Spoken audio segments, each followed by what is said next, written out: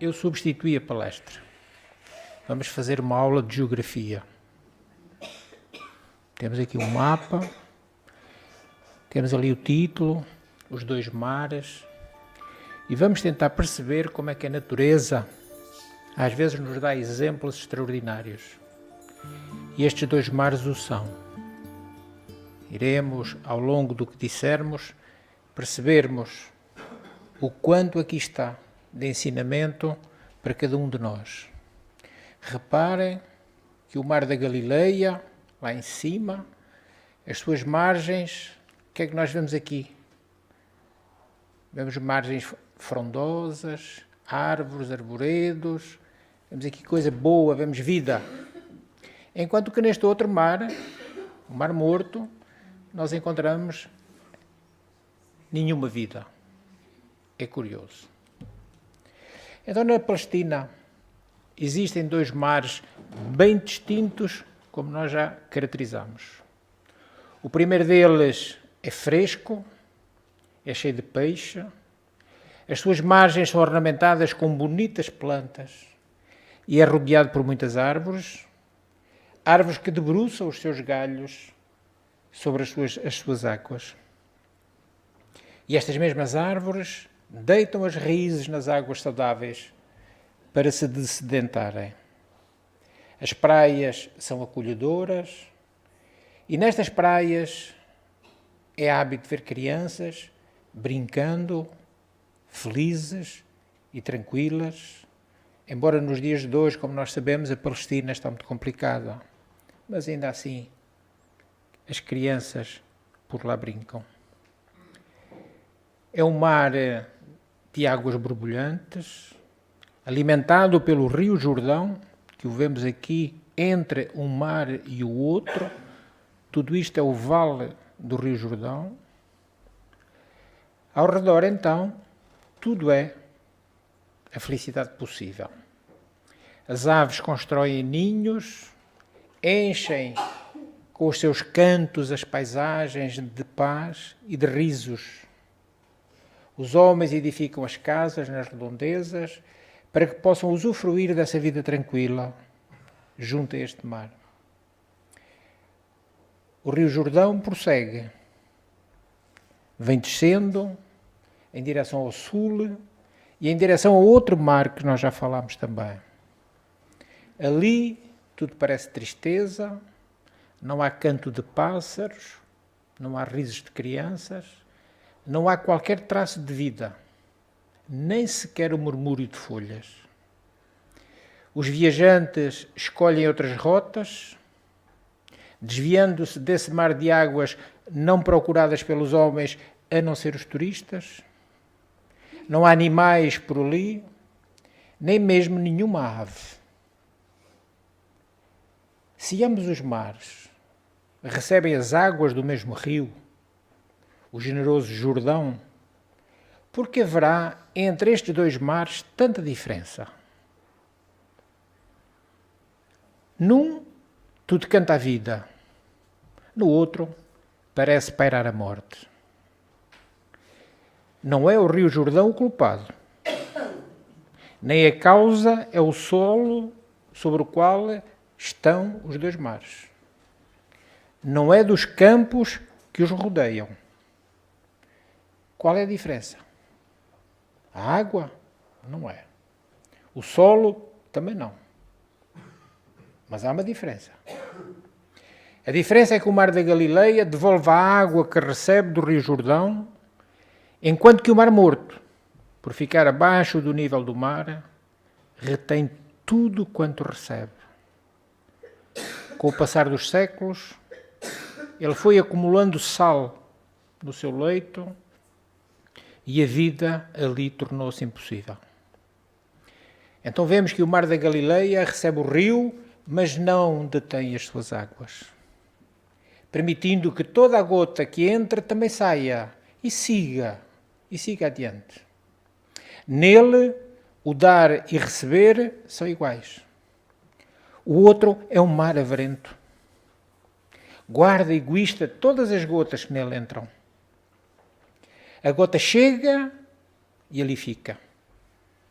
Nele não há nenhum impulso generoso. O mar da Galileia dá de forma incessante e vive de maneira abundante. O outro nada dá e é chamado de mar morto.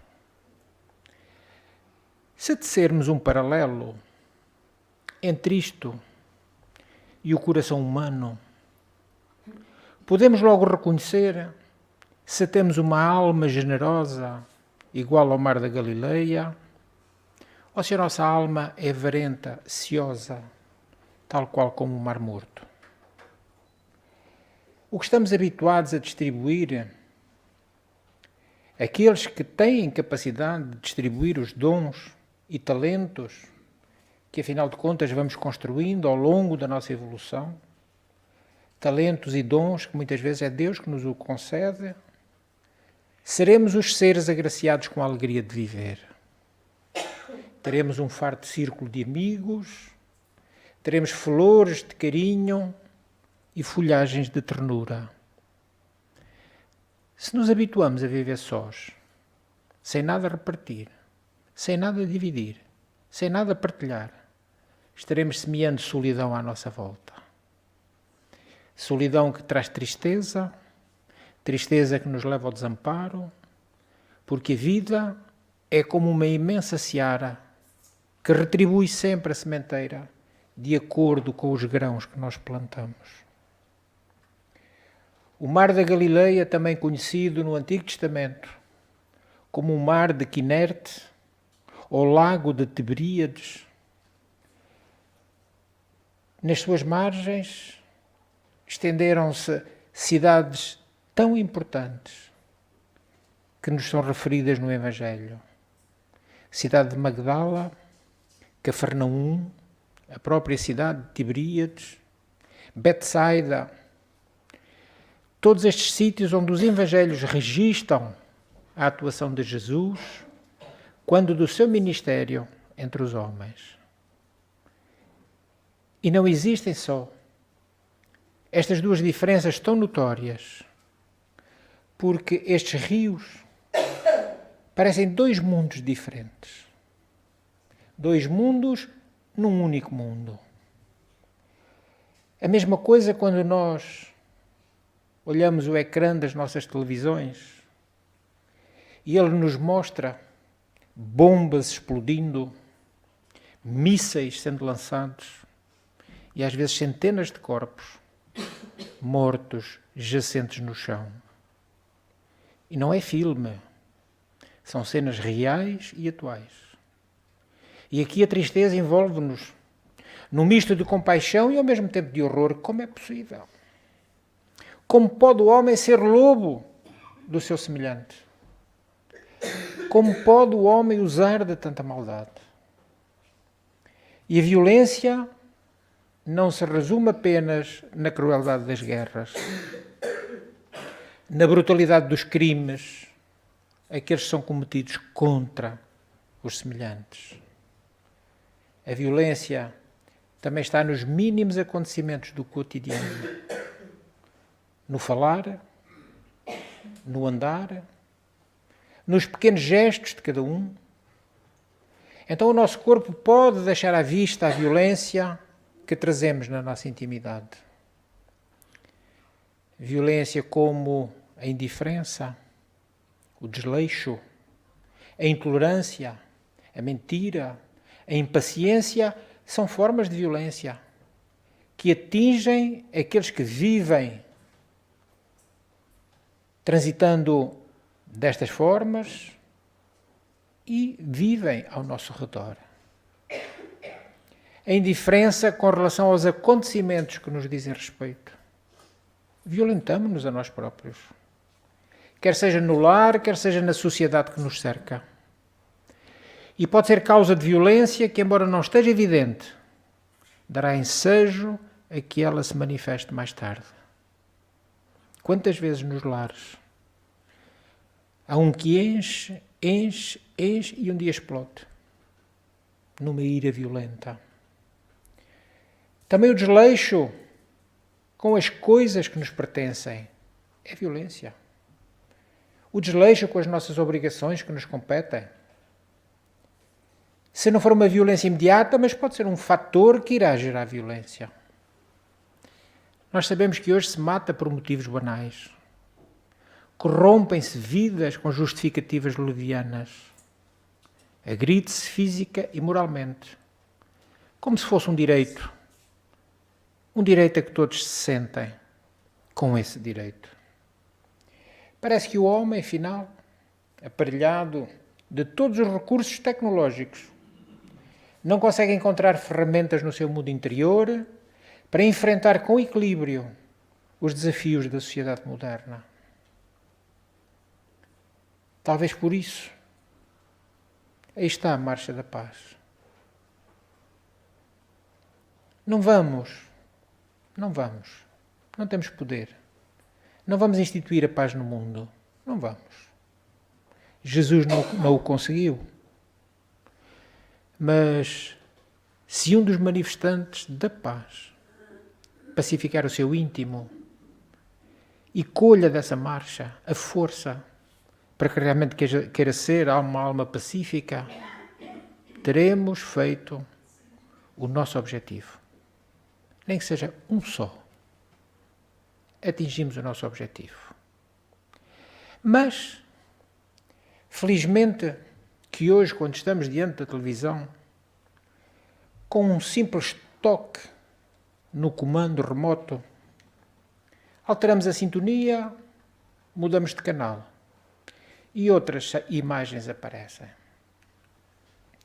Vemos, por exemplo, numa rodovia movimentada, os carros transitam em grande velocidade, ocupando 3 largas faixas de rodagem. No meio de tantos veículos, um gatinho apavorado vai-se desviando dos carros conforme pode. Alguns motoristas, ao ver o gato, desaceleram, desviam-se, a fim de não o matar.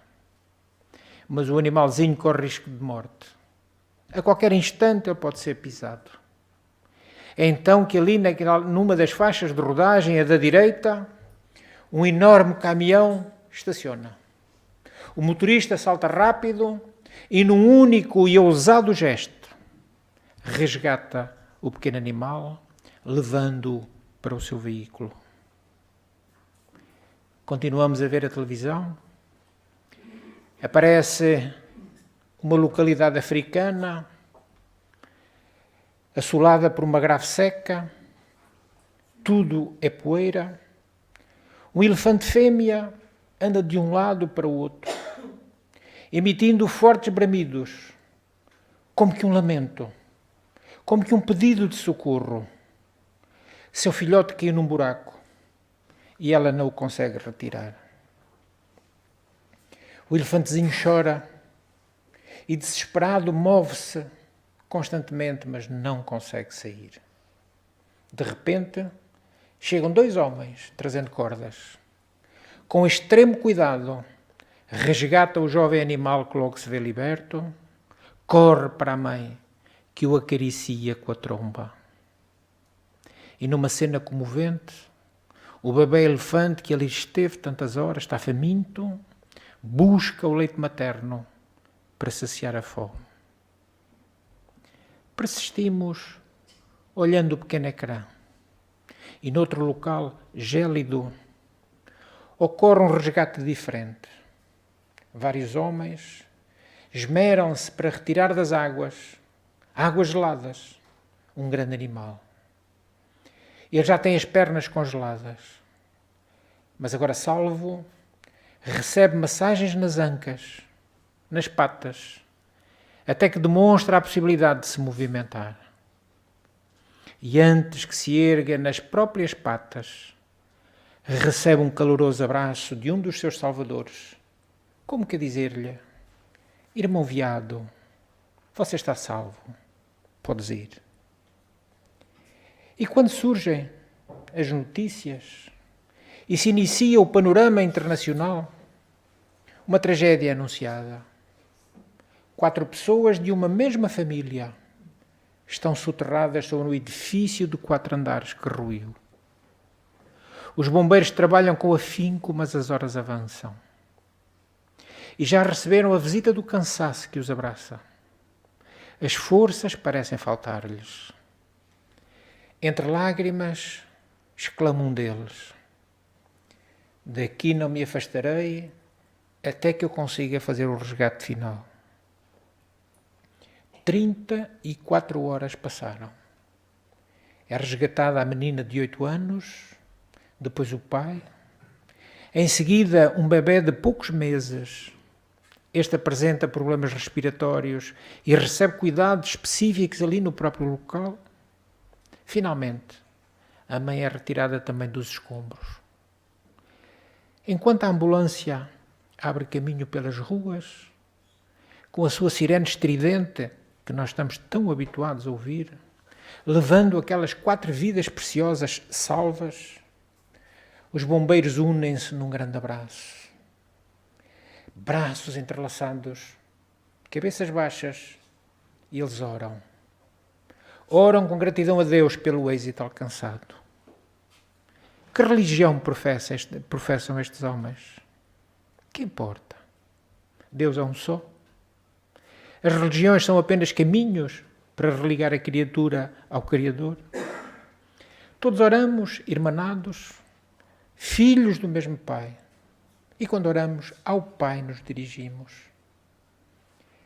Ante estes quadros tão diversos, concluímos que no abençoado planeta Terra, muitas criaturas ainda vivem o estado de guerra, de selvageria, de maldade. São os mares mortos, reclamando egoisticamente por mais vidas. Entretanto, um número bem mais expressivo já elegeu o amor como seu roteiro de vida. São as águas vivas, ofertando fraternal e amorosamente vida em abundância.